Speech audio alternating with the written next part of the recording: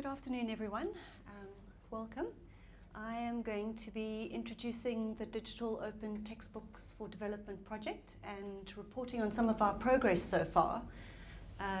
This project is hosted in the Centre for Innovation in Learning and Teaching, and it began in July last year, and it will continue until the end of December 2020. Just got to get this right. There we go. Okay, right up front, this is funded by the IDRC in Canada, the International Development Research Centre, and all our work is licensed under Creative Commons CC BY license. So just to start off with, I wanted to talk about what we're imagining a digital open textbook to be. And one of our tasks in this project is to actually come up with a definition of quite a tricky area to define. And in our research so far, these are the sort of basic concepts that we're finding in our work at UCT. So certainly digital is something that's a priority. We're talking about scaffolded teaching and learning materials, openly licensed or in the public domain. And then the digital provides us with an opportunity to have a platform where other media can be added into the textbook format, like video and interactive quizzes. And so we have provision for a very innovative pedagogy using an open textbook. So that's our definition so far. Perhaps in 1 year's time it will be slightly different as we learn as we do our research. So our primary objective of the Dot4D program is along the lines of the social justice agenda that has already been mentioned. And I'm certainly part of Cheryl's team, and we will be working together. Cheryl is not alone in this drive towards social justice and using this lens in our research. So yes, to improve equitable access to appropriate and relevant learning resources. So that's our probably quite lofty objective, but that is our main objective in this project. So here's a diagram of the three components of our work. So we have quite a large research component, which is wonderful. So the IDRC promotes research of implementation, and that's very useful for us so that we can set up a base for work on open textbooks. We also have a grants section where we've already allocated some grants, and I'll talk about that. And then advocacy work.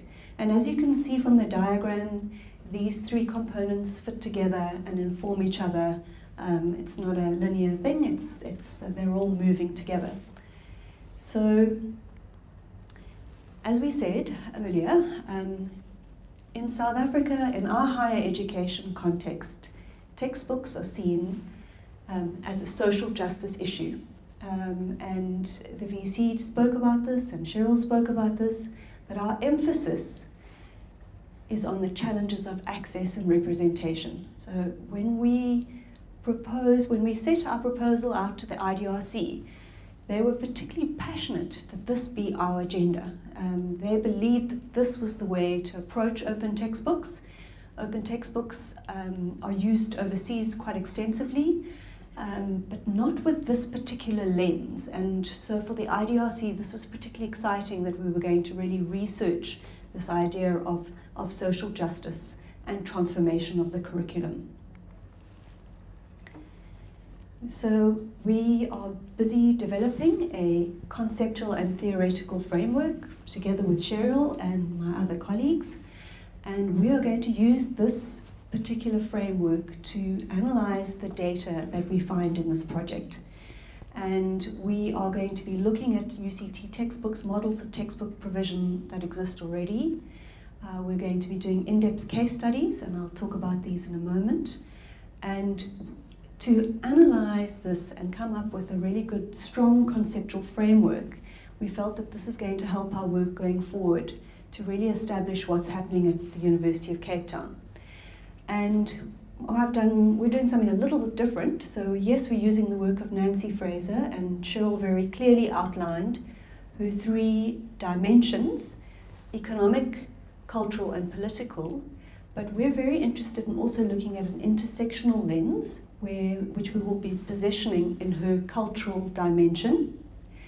And then we're also going to look at the work of Margaret Archer and her social realism.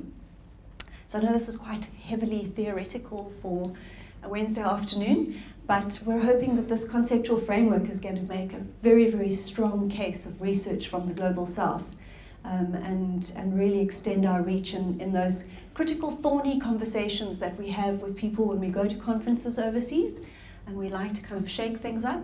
We want to have a really sound research base when we do shake things up.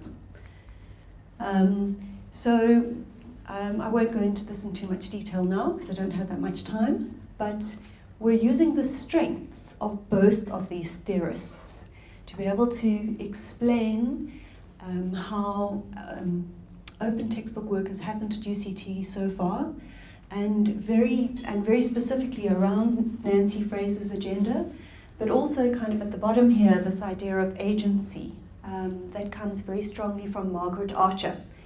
Because what we want to do is we want to find out who our agents are at UCT. So part of our research process was to do an open textbook landscape survey at UCT. So this was our starting point. And so far we've found 29 open textbooks that already exist. So this is nothing to do with us promoting. This has been over the years, certainly, of looking at open and people being aware of open. But we were quite pleased with this. And you can see the faculty breakdown right across all the faculties, in fact. So that's quite a nice breakdown.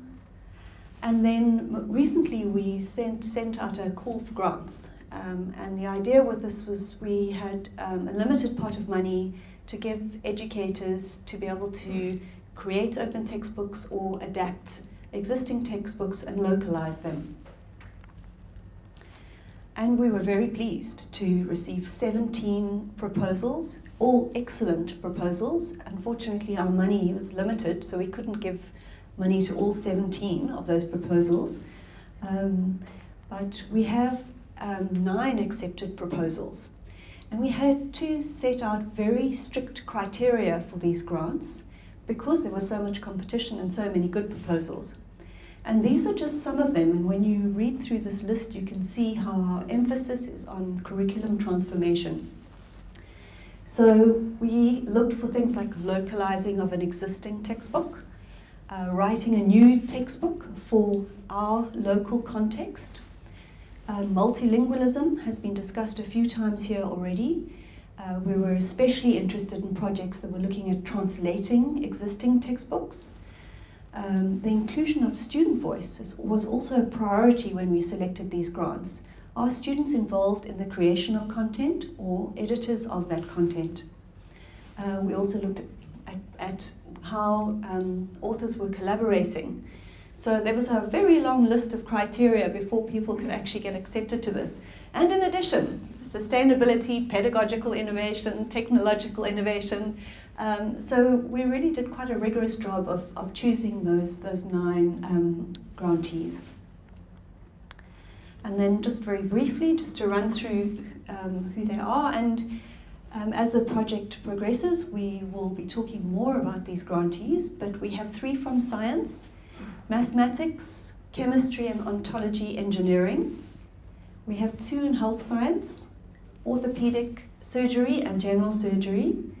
In CHED, we have the Introstat translated, so translations of an open textbook already. Commerce and marketing to South African consumers. In EBE and architecture, a very exciting modern movement buildings in the Global South, and engineering drawing. So we've got a nice range, and after my presentation, we will hear more about the engineering textbook. We also want to do in-depth case studies, so these will be selected in our next process, and we will be applying that conceptual framework to those case studies. So what we're going to end up with is around 12 or 13 projects, almost a little portfolio of open textbook work at UCT, which we're going to research using that conceptual framework. So we'll have different stories to tell about how people have approached open textbooks. And as I said, what we're particularly interested in is these agents, these people who are sharing open textbooks already, these people who have put their hands up to start sharing and begin new books. What is it that motivates them? What drives them when actually there's no real recognition? Yes, we've got these grants now, but many of these textbook creators did this on their own time, in their evenings, over and above already stretched workloads. What is it that motivates them? And we want to try and understand this. And at the same time, we want to support these champions. We want to do marketing as part of this process. We want to showcase the excellence. And we have a number of ideas that we want to promote, and hopefully we'll get there. Something like an open textbook prize for a particularly brilliant open textbook. And also, we'd like to take this opportunity to begin a conversation around recognition of textbook creation and open textbook creation in ad hominem criteria. We think that that's the way ahead to motivate people who are thinking about this, but also to acknowledge those who have taken the step and the time to share openly. So just going back to our diagram, and I'm just going to talk a little bit at the end now about advocacy, because we know we have this large group of stakeholders. So this project is focused here at UCT, and that's where most of the research will take place. But really we want to extend that out into South Africa, into other higher education institutions, and to reach out to government. So what we have is we've called them our boundary partners, and those are our real close partners, and those will be our UCT academics and the library, institutional managers. But then we have this whole other set of stakeholders that we want to draw into conversation and share what we've learned. And those are academics and managers across South African higher education institutions and government bodies and UNESCO, and even UNESCO chairs that we have right here. So we want to really extend what we've learned out to make it have more impact across higher education in South Africa, and hopefully benefit students, benefit academics who are actually part of this collaboration, and benefit not only UCT but South African higher education institutions.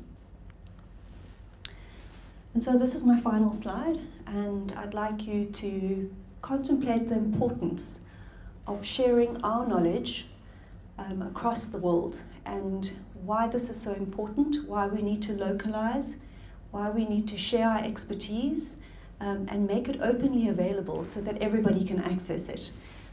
So getting our Global South voices reaching the world. And in this particular project, we're going to do it one textbook at a time. Thank you.